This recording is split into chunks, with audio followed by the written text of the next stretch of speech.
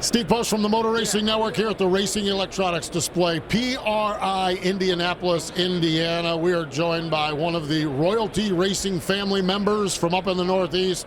Billy Pauch Jr. joins us. Hey, Billy, how are you? Doing good. Well, at least this time of it.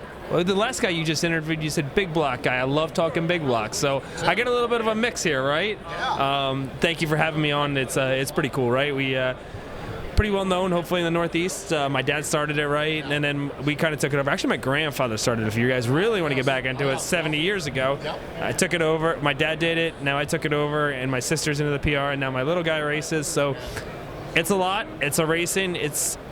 Racing is an interesting sport. It keeps you very close as a family, but there's other parts that you do regret and miss there, too. No doubt about it. If you want to learn more about the Pauch family, Buffy Swanson, had brain fade out of Buffy Swanson wrote a book on your dad. It is one of my favorite reads that I've ever read. It is a great, great book, and it does talk about your grandfather as well and getting started with it. So you can follow along with it. 2023, the second in the point standings in the Short Track Super Series in the South region, had a win this season on that tour. Just kind of assess how your season went. I don't know. It was all right, Steve. Like, we only won 4 times, which kind of me sucks. Not knocking anybody, right? Like, you can have years, and that's just that. Well, we went from years to, like, 15, 10, and like this year we were just at 4. We were okay, right? It's one of them years where we ran second at points. We ran second at points at our home track. We were there, but we were missing something, right?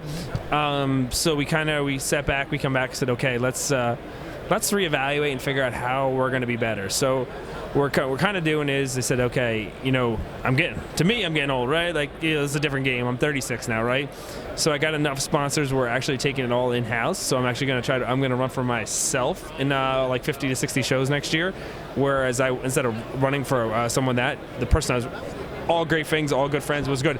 But I felt if I didn't take that leap of faith at this age, I might never do it. And I didn't want to come back and say, okay, why didn't I never try to control my own destiny? So we backed up with a lot of people to do it.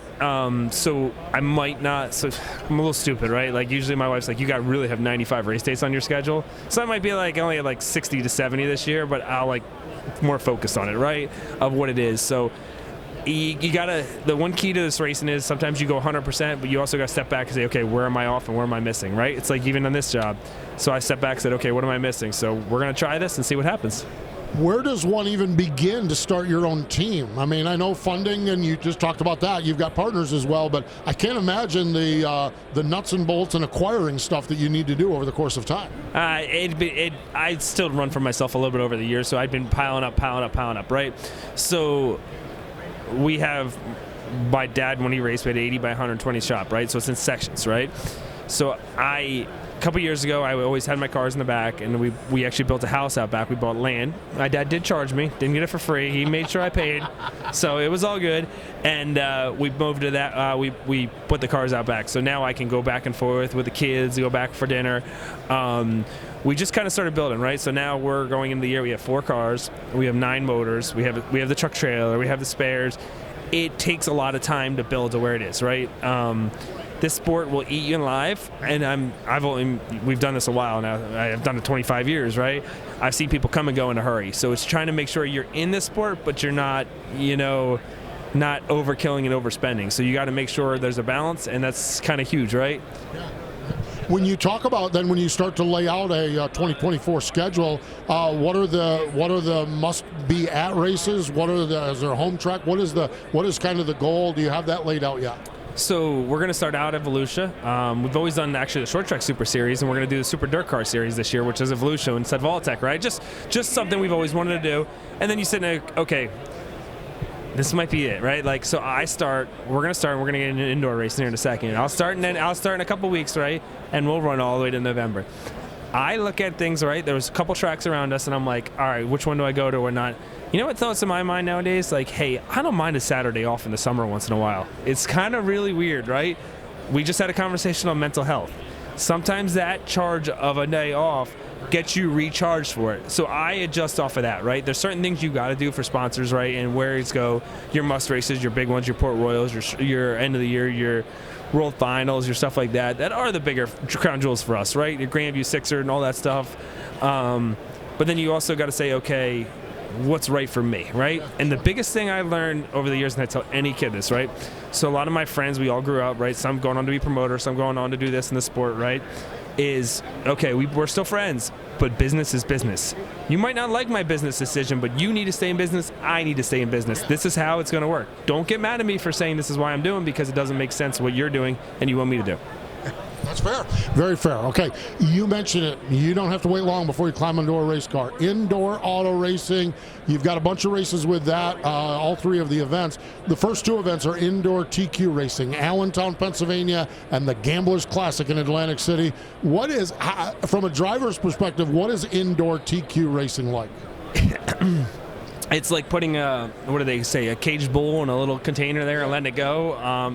It is wild, man. It is intense. Things happen in a hurry, right? So I left Atlantic City last year, right? I'm sitting in the infield looking around. Man, there's a lot of people holding bumps and bruises here. Like, do I really? Is the smartest thing?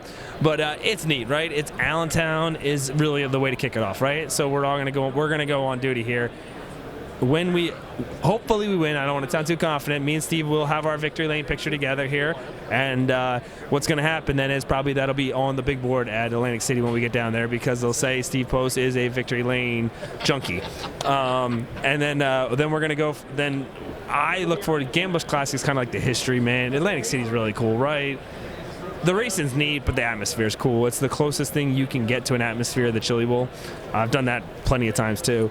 And then we kick it off at dirt, right? The Trenton race is my favorite, to be honest with you. It's just the dirt's so much cooler, man. I know I like TQs and stuff, but you got to admit the dirts and the slide and then in and out are really cool. And they've come a long way with it. And 120 cars to roll in there is something anybody's got to see, to me. There's always things you can make better, but I really think that is a neat event. It really, truly is. Indoor racing, we talked about Allentown, Atlantic City, then Trenton, I believe, is the first weekend of February, first weekend of March, last weekend of February. You can find out at indoorautoracing.com because it is great. The indoor 600 micros are so much fun. This past season, there was a night at Action Track USA where 3 generations of Pauches ran. Your father ran, you ran, and BP3, as he is known as. I can't imagine what that was like. And you guys did the parade lap, the opening ceremonies together. What was that like? And that was wild, man. That's something you don't forget, right? Like, we may never do it again. My dad's at the end of his career. My kid's really young starting, but it was really, really neat. And I hope he remembers that in 65 years, right? Like when he's in his 70s, that's something you want to tell stories at. Because that, to me, was one of those things that give you goosebumps. And if you've ever read my dad's book, it was very well done. It'll talk about what we did as a family and what we try to do, right? The one thing I always preach, and I'll preach it to anybody, one thing about racing is you become very close with your family, right? The one good thing is if you have a 16, 17-year-old, you might be going to the races all the time, but you're spending time with your kid, man. If he wasn't racing, where would you spend it with? Absolutely. No, I've talked to more and more families that race, that's for sure. And in typical Billy Pauch Sr. fashion, he won that night. Your dad won that night, didn't he? He did. He kicked. Well, I had motor issues, but he kicked my butt. So I'll just tell him he kicked my butt, right? No, it was really cool. That was 700 some wins, right? Like, I think I've got 150 something like that. I'll never get to 700, but I also do other things, right? So it's amazing his career and what he's done, and just the opportunity, right? We talked about this the other day. Maybe he would have had 1,000 if he just kept going all the time, but he backed off a little bit at the end because. He just was like, hey, man, he calls me today. He's making his own wood in his sawmill. He's like, man, people retire to go racing. I retire to do something else, right? So we all got different things. It is so awesome. It really is. We'll look forward to seeing you in Victory Lane at Allentown. That's a deal. We're going to have this picture here. We're going to make it talented, and hopefully we can, I don't know if he's going to make me famous or I'm going to make him famous. One of us we're going to make famous on that side of it together. Work on it together. Billy Pauch Jr. joining us here, Racing Electronics at the PRI show.